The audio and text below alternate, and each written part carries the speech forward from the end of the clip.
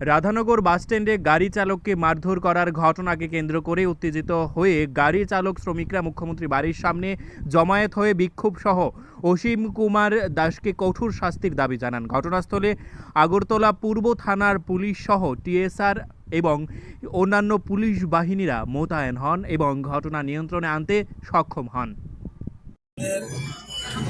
বাস জিপের যে শ্রমিক একজন শ্রমিক আছিল, এখানে যে সোসাইটি যে টেন্ডার সিস্টেম যে অসীম দাস এখানে প্রচণ্ডভাবে আমার এক শ্রমিককে আঘাত করে মাথা ছিলি লাগছে, হসপিটালে একটি আছে, পাউটা বাইকে নিছে।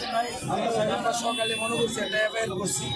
এফআইআর করার পরে আমরা তারা যে সঙ্গভঙ্গ বিভিন্নভাবে শ্রমিকরা হুমকি ধুমকি দিতেছে, তাই আজকে আমরা ডিসিশন করছি যে শ্রমিকরা আজকে আর আমরা গাড়ি চালাবো না। রাধানগর স্ট্যান্ডে না চালানোর কারণে সব শ্রমিকরা চিন্তাধারা করছে যে আজকে আমরা সিএম এর বাড়ি বা রাস্তা আমরা কোনো অবরোধ না,